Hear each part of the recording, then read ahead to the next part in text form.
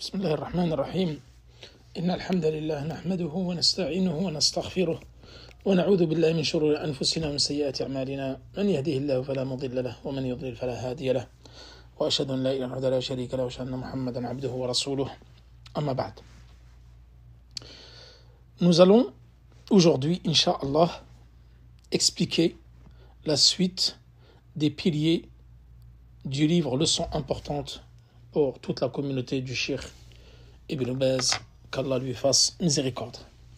Nous avons vu que les piliers de la foi étaient composés de 6 piliers. Nous avons dernièrement, le dernier cours, expliqué la croyance aux anges. Nous allons aujourd'hui, Inch'Allah, expliquer le 3e pilier de la foi, qui est la croyance aux livres. Donc les livres ici, donc au pluriel, car il y a plusieurs livres, comme nous allons le voir. Et al-maqsoud bil-kutub huna ma awha Allahu ila rusulihi min kalamihi.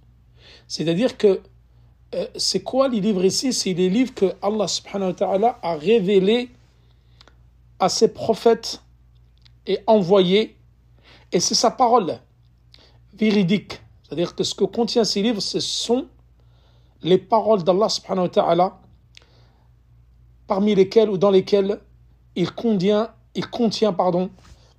la guidée et la lumière pour ses serviteurs.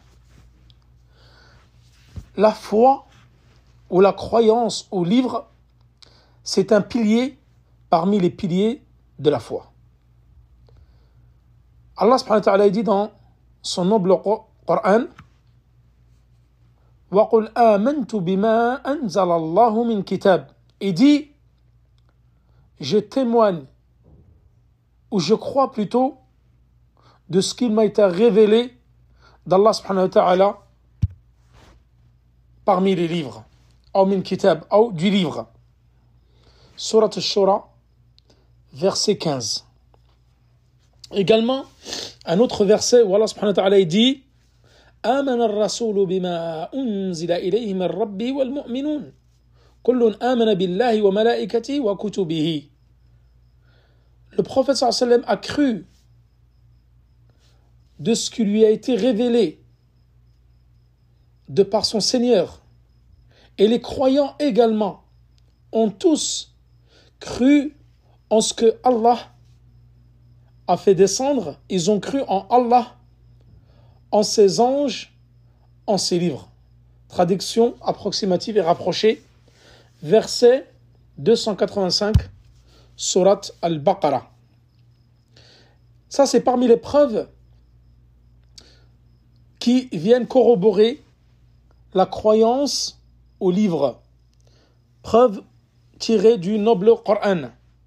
Ensuite, il y a également de nombreux ahadiths tirés de la sunna authentique qui viennent donc corroborer la croyance au livre. Parmi lesquels, à titre d'exemple, le hadith que nous avons déjà expliqué longuement dans les 3 fondements et dans les 42 hadiths de l'imam al-Nawawi, hadith Jibril, rapporté par Omar ibn Khattab, où dedans le prophète sallallahu alayhi wa sallam, il parle de la croyance lorsque Jibril lui pose la question: qu'est-ce que la foi? Et le prophète lui dit: la foi, c'est de croire en Allah, ses anges, ses livres, ses prophètes, le jour du jugement dernier et au destin. Tout cela, nous allons le voir par la suite. Wal iman bil kutub, la croyance aux livres et aux prophètes envoyés, comme a dit Cheikh al-Islam ibn Taymiyyah dans son livre Al-Jawab al-Sahih, di'amatu din wa umudihi. C'est-à-dire que c'est un support.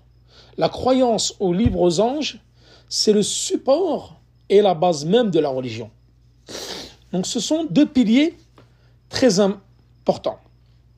Wal iman bil kutub wal rusul yadkhulu fil iman billah. C'est-à-dire que la croyance aux livres et aux prophètes rentre, s'imbrique dans la croyance en Allah subhanahu wa ta'ala.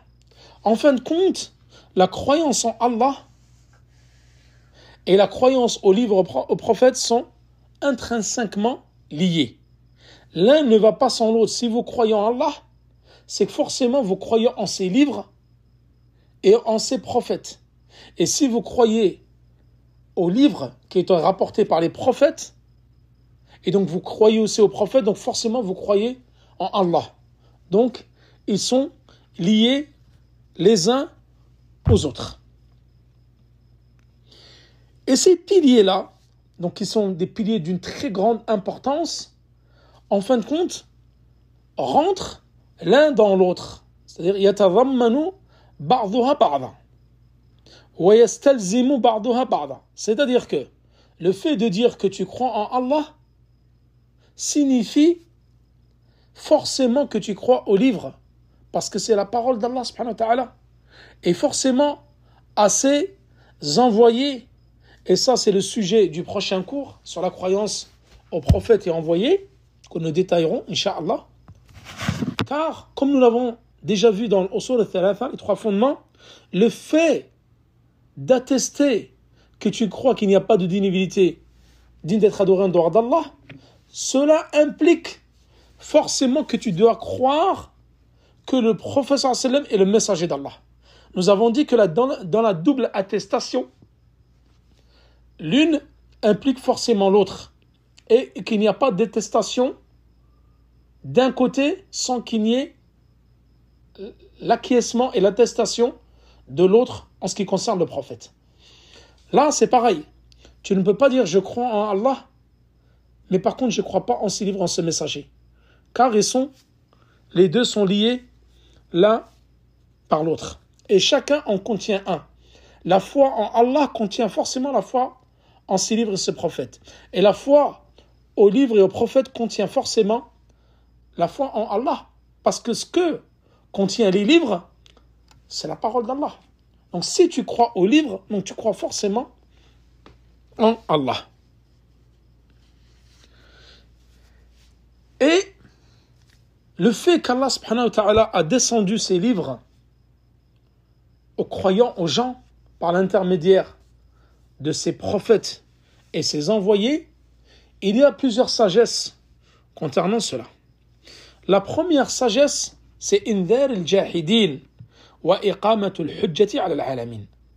C'est-à-dire qu'Allah subhanahu wa ta'ala a descendu ses livres pour les gens, c'est un avertissement pour ceux qui ont renié l'existence d'Allah subhanahu wa ta'ala et qui ont renié le message des prophètes.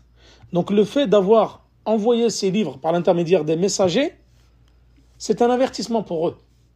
Le jour du jugement dernier, ils ne pourront pas dire que nous ne savions pas, vu qu'Allah subhanahu wa ta'ala leur a envoyé les livres à travers les messagers pour propager la religion. Et aussi, c'est une preuve pour l'humanité. Iqamatul hujja ala al-alamin. C'est une preuve de l'existence d'Allah subhanahu wa ta'ala et le fait de croire en lui et de suivre sa religion. Ensuite, parmi la sagesse également, dans le fait d'avoir révélé les livres aux gens, al-hukmu bayna an-nas fi ma ikhtalafu fihi, c'est-à-dire le fait de trancher ou de juger entre les gens de par leur divergence, c'est-à-dire juger entre eux pour régler leur divergence. Allah subhanahu wa ta'ala dit dans Surat al-Baqarah verset 213, Kana an-nasu ummatan wahida. Les gens formaient une seule communauté. فَبَعَثَ اللَّهُ النَّبِيِّينَ مُبَشِّرِينَ. Allah subhanahu wa ta'ala a ensuite envoyé les envoyés, les prophètes, les messagers, mubashirin, annonçant la bonne nouvelle, wa mundhirin, et les avertissant, c'est-à-dire avertissant leur peuple. Et il a fait descendre, wa anzala ma'ahum al-rusul al-nabiyyin ma anzala ma'ahum al-kitaba bil haqqi liyahkuma bayna an-nasi fima ikhtalafu fihi. C'est-à-dire qu'il a fait descendre avec ses envoyés le livre avec vérité pour qu'ils puissent juger entre les gens au sujet des divergences qu'il y a entre eux. Surat al-Baqarah, verset 213. Donc, parmi la sagesse, dans le fait d'avoir fait descendre les livres, c'est que ce livre permet de juger entre les gens concernant leurs divergences. Ou également, une des sagesses de la descente des livres, la révélation des livres, ad-da'watu ila iqamati al-qist, c'est-à-dire l'appel au le fait qu'il y ait la justice entre les gens, pour que la justice soit établie sur terre et l'équité. لِيَقُومَ النَّاسُ بِالْقِسْطِ, comme il dit Allah subhanahu wa ta'ala dans Surat Al-Hadid, verset 25, لِيَقُومَ النَّاسُ بِالْقِسْطِ, pour que les gens puissent mettre en pratique la justice et l'équité. وَأَعْظَمُ الْقِسْطِ tawhid Allah subhanahu wa ta'ala. La meilleure des justices sur terre, c'est le fait d'établir l'unicité d'Allah subhanahu wa ta'ala. وَأَعْظَمُ الظُّلْمِ, la pire des injustices, c'est l'associationnisme, le politisme, الشرك بالله. والإيمان بالكتب يتضمن 5 أمور, c'est-à-dire que le fait de croire aux livres, ceci implique 5 points importants. Premier point, اعتقاد أن الله أنزل على رسله كتبا هي كلامه حقيقة تكلم به حقيقة, c'est-à-dire, premier point, c'est de croire avec véracité qu'Allah subhanahu wa ta'ala a fait descendre ses livres sur ses messagers, qui est sa parole véridique, et il a parlé. Donc Allah subhanahu wa ta'ala a parlé véridiquement à travers ses livres. Donc ces livres, ce sont la parole d'Allah.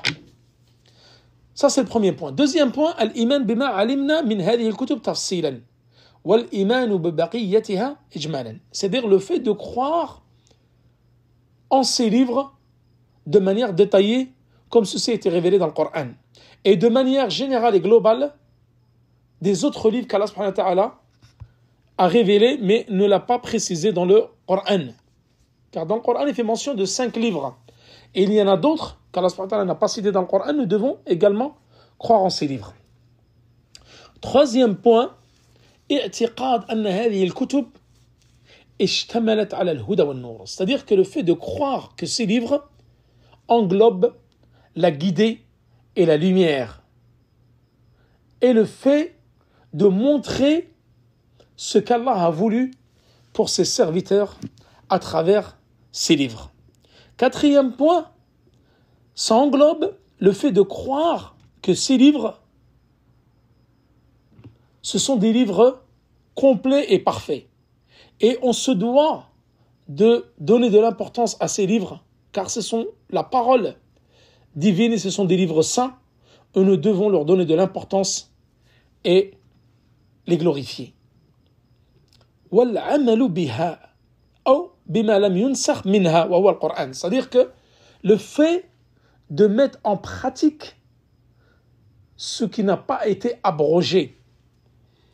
Donc en l'occurrence, le Coran à notre époque, il a abrogé les autres livres, donc nous devons mettre en pratique ce que Allah subhanahu wa ta'ala a révélé dans le Saint Coran. Par opposition à la croyance au livre, il y a la mécréance au livre. Et il y a plusieurs points concernant cela. Tout d'abord, التكذيب بها جميعا كما هو حال الملاحدة, c'est-à-dire le fait de réfuter, de mécroire à l'ensemble des livres qu'Allah subhanahu wa ta'ala a révélés à ses prophètes. Et ça, c'est le cas de ceux qui sont athées, qui renient l'existence d'Allah subhanahu wa ta'ala. Donc, par conséquent, ils renient également la parole divine à travers ces livres. Deuxième point, c'est le fait de croire à une partie des livres et de mécroire à une autre partie. Comme Allah subhanahu wa ta'ala dit dans son Coran, نُؤْمِنُ بِمَا أُنزِلَ عَلَيْنَا وَيَكْفُرُونَ بِمَا وَرَاءَهُ. C'est-à-dire, nous croyons ce qui a été révélé, descendu sur nous, alors qu'ils mécroient ce qui a été révélé après cela, Surat Al-Baqarah, verset 91. Donc, ils croient à une partie de certains livres et mécroient aux autres livres qui ont été révélés à eux après cela. Troisième point, al-iman bi ba'd al-kutub wal-kufr bi ba'd. C'est le fait, ou bi ba'd al-kitab, c'est-à-dire le fait de croire à une partie du livre et de mécroire à une autre partie. لِقَوْلِهِ Allah subhanahu wa ta'ala dit dans le Coran, Surat al-Baqarah, verset 85, أَفَتُؤْمِنُونَ بِبَعْضِ الْكِتَابِ وَتَكْفُرُونَ بِبَعْضِ. Est-ce que vous croyez à une partie du livre et vous réfutez, vous mécroyez à une autre partie? Et ça, c'est également le cas d'une secte qui est connue et qui a fait parler d'elle récemment, qu'on appelle Al-Qur'aniyoun, les coranistes. Ce sont des gens égarés, mécréants par conséquent, puisqu'ils croient uniquement au Coran et ils ne croient pas à la Sunna. Alors que le prophète sallallahu alayhi wa sallam, dans différents versets, Allah subhanahu wa ta'ala, dans différents versets, il dit وَمَا أَتَاكُمُ الرَّسُولُ فَخُذُوهُ وَمَا نَهَاكُمْ عَنْهُ فَاجْتَنِبُوهُ. Ce que le prophète sallallahu alayhi wa sallam vous a ramené, croyez-le, suivez-le, prenez-en parti. Et ce qu'il vous a interdit, éloignez-vous-en. Et le prophète sallallahu alayhi wa sallam dit dans un hadith, il m'a été rapporté le Coran wa mithlahu ma'ah. C'est-à-dire qu'on m'a révélé le Coran et quelque chose de semblable avec lui. C'est-à-dire en parlant de la sunna du prophète sallallahu alayhi wa sallam. C'est-à-dire que ces gens-là réfutent la sunna du prophète et ça c'est un acte de mécréance bi'ijma' al-umma.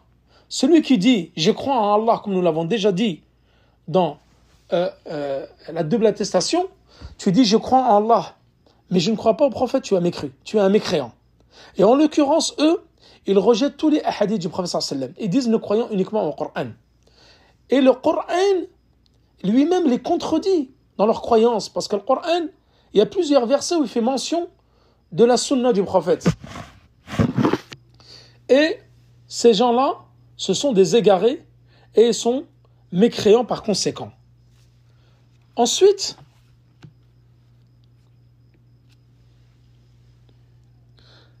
quatrième point, al-istihza', c'est-à-dire le fait de se moquer ou d'insulter ou de maudire le Coran ou ses versets ou une lettre du Coran.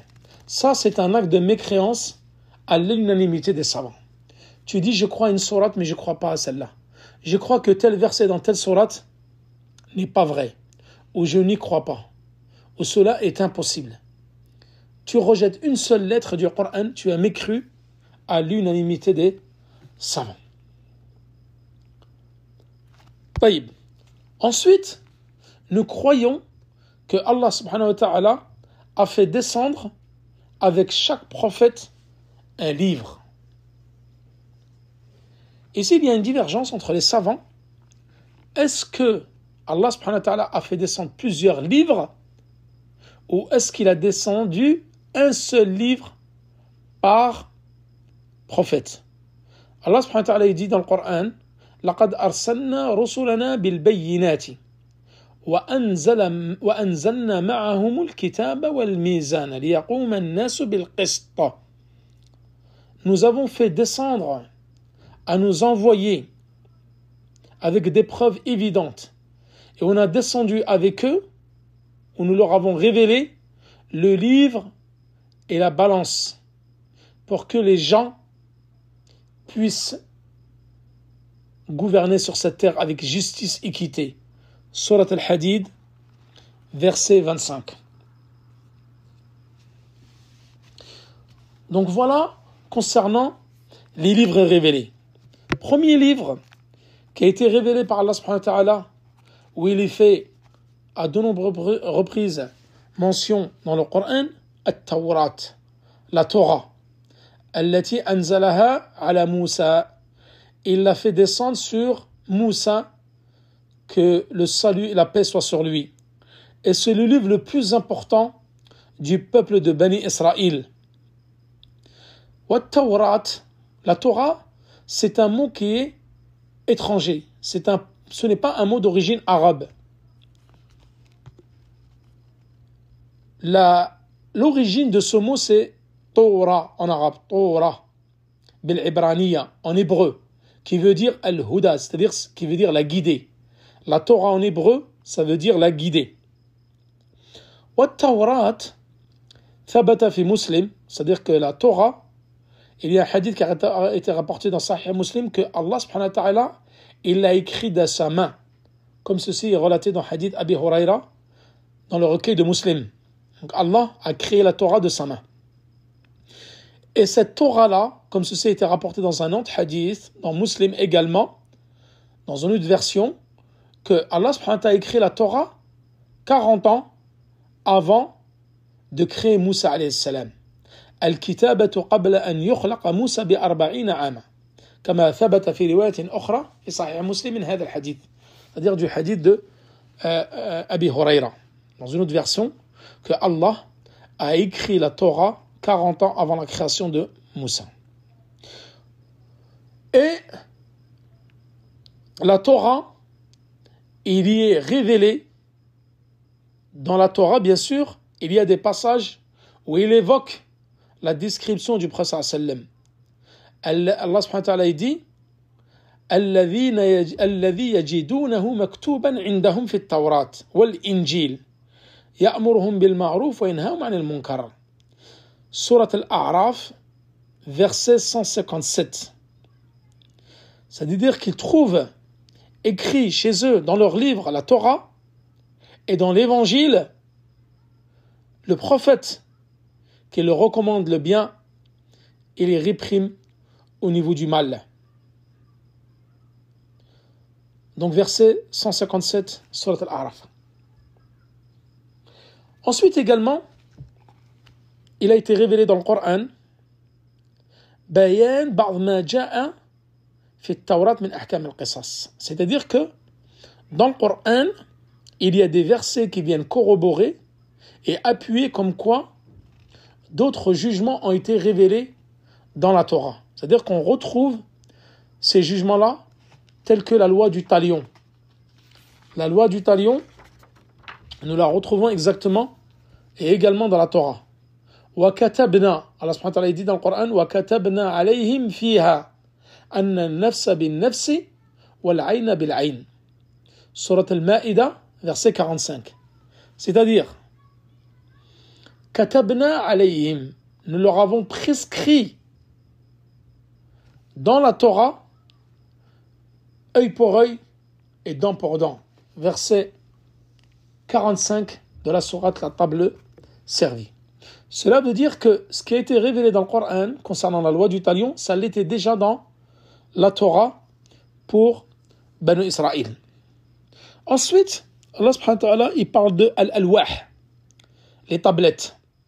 Et Allah, il décrit comme quoi il a écrit pour son prophète Moussa fil alwah, c'est-à-dire dans les tablettes, chaque chose en détail avec exhortation et le détail de chaque chose.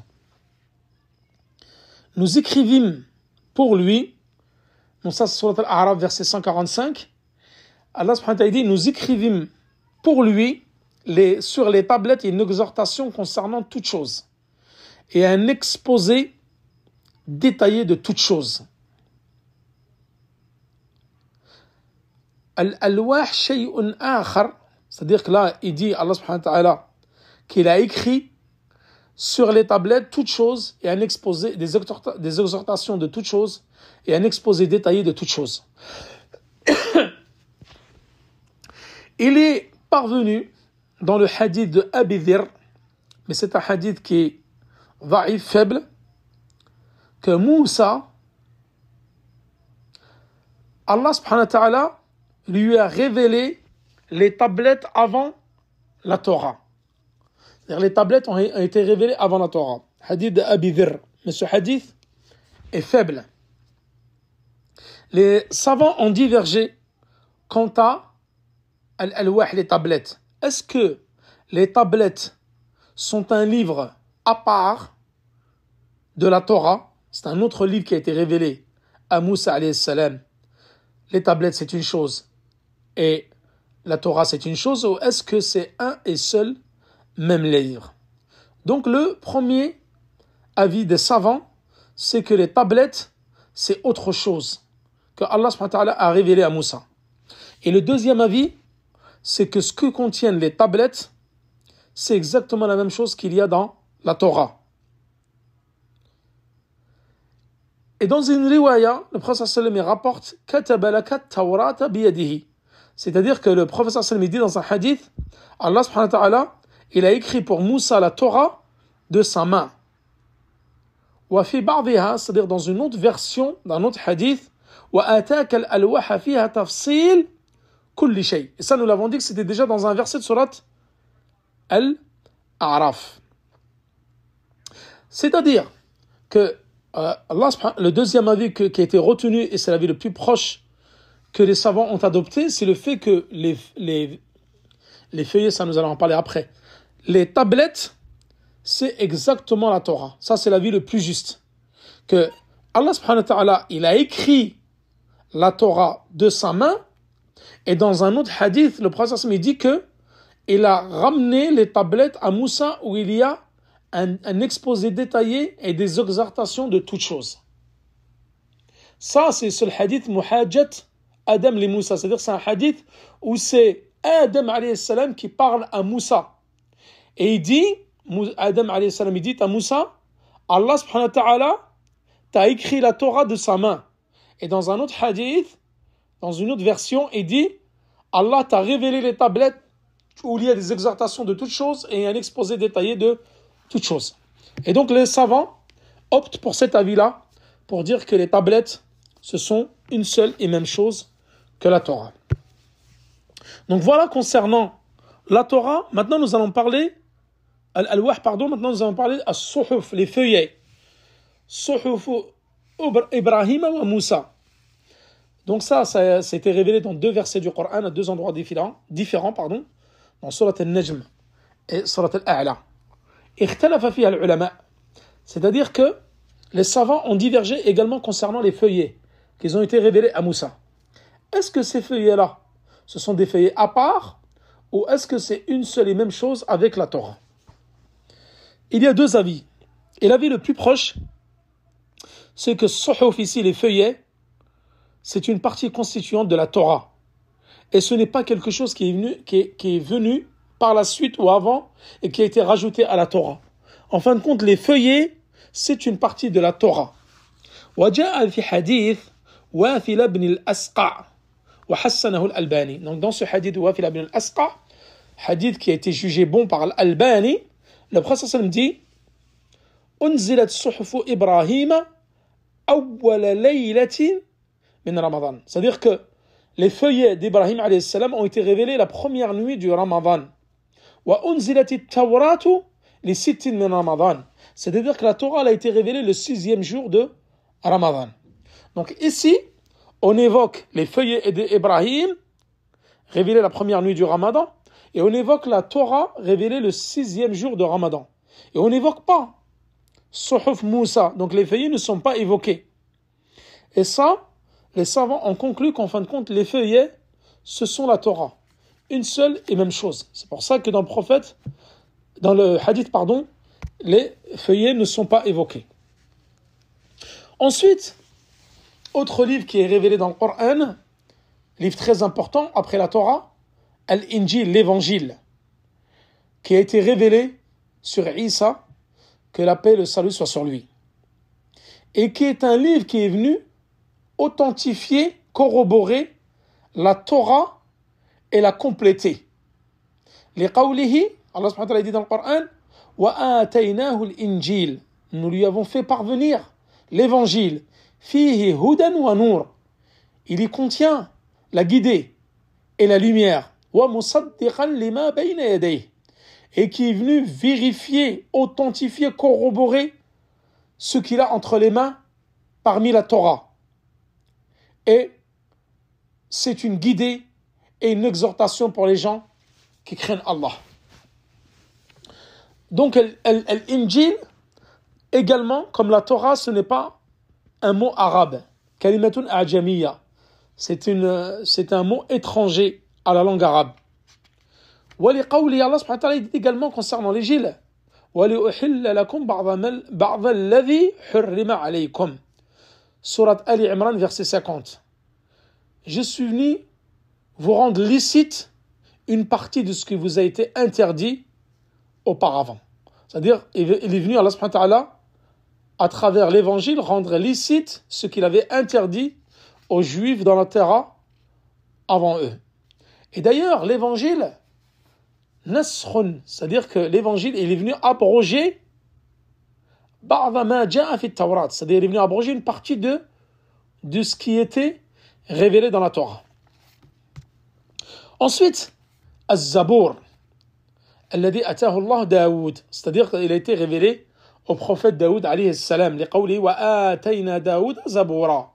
Surat al-Isra, verset 55.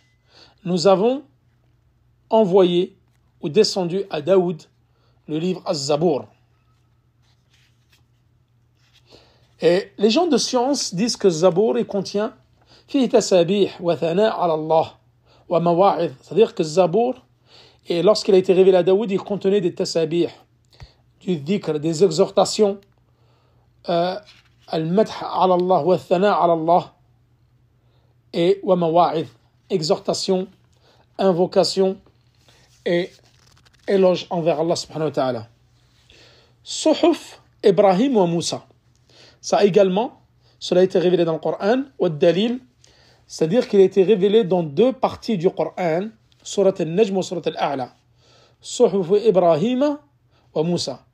Et aujourd'hui, les feuilles d'Ibrahim, nous ne connaissons pas actuellement un peuple où l'existence, au jour d'aujourd'hui, Suhuf Ibrahim, c'est-à-dire qu'ils ont été révélés à l'époque d'Ibrahim, mais aujourd'hui, nous n'avons pas de traces de ces feuillets, contrairement aux autres livres qui sont présents. Et nous allons parler des autres livres après, concernant leur le fait d'avoir rectifié, d'ajouter, diminué et déformé les paroles d'Allah subhanahu wa ta'ala dans leurs livres. Ensuite, dernier livre qui a été révélé, Al-Qur'an. Le Coran qui a été révélé à notre prophète Muhammad sallallahu alayhi wa sallam, qui est le dernier des prophètes, لقوله, Allah subhanahu wa ta'ala dit dans le Coran, هُدًى لِلنَّاسِ وَبَيِّنَاتٍ مِنَ الْهُدَى وَالْفُرْقَانِ. Donc ce Coran a été révélé aux gens et c'est une guidée pour les gens et des preuves claires pour leur guider ou pour leur direction et le discernement. Surat al-Baqarah, verset 185. Ensuite, Allah subhanahu wa ta'ala, il a abrogé l'ensemble des livres précédents avec le Coran. La particularité du Coran par rapport aux autres livres qui ont été descendus sur les autres prophètes, c'est que le Coran déjà, il vient abroger tous les autres livres. C'est-à-dire, à l'heure actuelle, nous n'avons pas le droit de croire aux autres livres, ou nous y croyons, mais tu ne suis pas ce qu'il y a dedans. Donc tu crois que ce sont des livres qui ont été révélés par Allah à ses prophètes, mais au jour d'aujourd'hui, le Coran est venu abroger tous ces livres-là. Wallah subhanahu wa ta'ala takallafa bihifdhihi. C'est-à-dire que Allah subhanahu wa ta'ala, il s'est porté garant de le protéger de toute déformation, ajout ou diminution, comme il le dit dans son Coran, Inna nahnu nazzalna adh-dhikra wa inna lahu lahafidhun. Surat al-Hijr, verset 9. C'est nous qui avons fait descendre le rappel, c'est-à-dire le Coran, et c'est nous qui en sommes les garants ou les gardiens. C'est-à-dire que ce livre-là, Allah subhanahu wa ta'ala l'a protégé par rapport aux autres livres qui n'ont pas été protégés, parce que les rabbins et les moines, à travers l'histoire, et nous allons en parler juste après, ces livres-là ont été falsifiés contrairement au Coran. Donc le Coran en lui-même déjà, c'est un miracle. Parmi les miracles qu'Allah subhanahu wa ta'ala il a révélé à son prophète Muhammad alayhi salam. Le Coran, il diverge par rapport aux autres livres dans le fait que déjà, Allah subhanahu wa ta'ala, il en a la responsabilité concernant hifdhihi, c'est-à-dire le fait que il en est le gardien contre toute manipulation, ajout, diminution ou déviation ou falsification. Donc Allah subhanahu wa ta'ala, il protège, il en est les garants. Et deuxième point, c'est que le Coran, il est venu abroger tous les livres qui ont été révélés avant lui. Le Coran, c'est-à-dire que c'est la parole divine, et il est obligatoire pour tous les gens qui croient en ce Coran, le conseil. Comme nous l'avons expliqué dans ce hadith dans l'Arba'in Nawiyya, le prophète sallallahu alayhi wa sallam, il a dit din al-nasiha, la religion c'est le conseil. Les compagnons ils ont dit au prophète, dis-nous liman, le conseil pour qui? Qala lillahi wa li kitabihi wa li rasuli wa li a'immatil muslimin wa amatihim, c'est-à-dire c'est un conseil. Le conseil c'est pour Allah, pour son messager, pour son livre, pour les imams et gouverneurs des musulmans et pour la masse des musulmans. Hadith qui a été rapporté dans Sahih Muslim. Donc le fait de le conseil pour le Coran, c'est le fait de lui donner son droit. Et c'est le fait d'y croire, d'attester de sa véracité, de tout ce qu'il englobe, et de ne pas mécroire ou de ne pas mentir, ne serait-ce que sur un verset, un mot, une lettre. Et celui qui fait cela est un mécréant à l'unanimité des musulmans et des savants. Le fait qu'il est mécroit en un mot, en un verset, en une lettre, en un chapitre. Et nous l'avons déjà cité précédemment. Deuxième point, le fait d'y mettre en pratique. C'est-à-dire d'y mettre tout ce qu'il contient en pratique.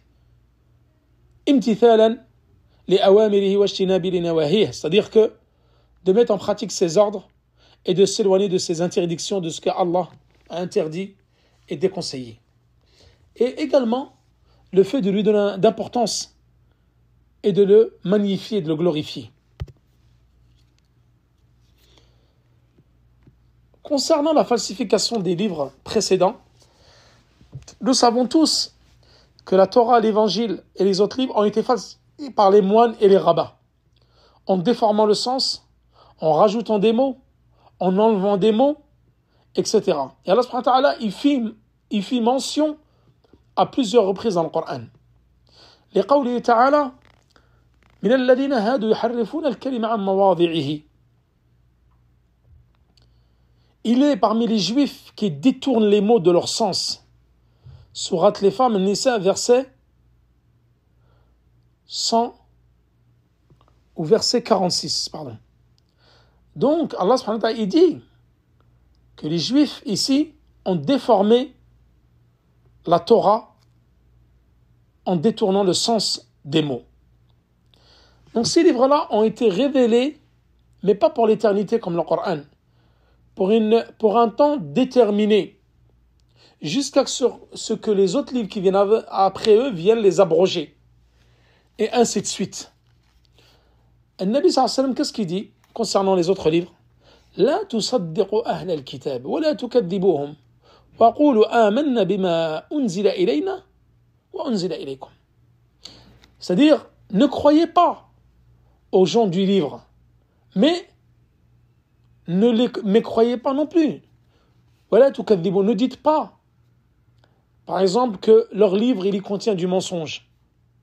Mais dites simplement, آمنا بما أنزل إلينا, nous avons cru en ce qui nous a été révélé et en ce qui vous a été révélé. C'est-à-dire, nous croyons que ce livre a été descendu sur Moussa, Isa, Daoud, etc., Ibrahim, mais nous croyons ce que Allah subhanahu wa ta'ala nous a révélé.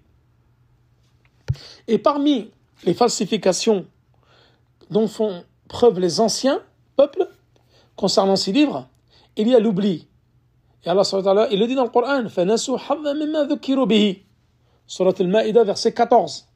Ils ont oublié une partie de ce qui leur a été révélé. Donc Allah il dit, concernant ici les chrétiens, ils ont oublié une partie du livre. Et les moines et les rabbins, ils enlevaient une partie du livre. Et ils cachaient une partie à leur peuple. وَيَزِيدُونَ فِي كِتَابِ اللَّهِ, c'est-à-dire qu'ils rajoutaient des choses, enlevaient des choses, déformaient des choses et mentaient sur des choses et falsifiaient des choses dans les livres. Donc ils le falsifiaient, يُحَرِّفُونَ تَحْرِيفًا لَفْظِيًّا, c'est-à-dire que le mot, il a une signification, ils vont lui donner une autre signification, ou ils vont complètement déformer le mot en lui-même. Ou alors ils vont déformer le sens du mot ou du verset. Donc voilà concernant la croyance au livre Wa sallallahu ala nabina Muhammad wa ala alihi wa sahbihi wa sallam.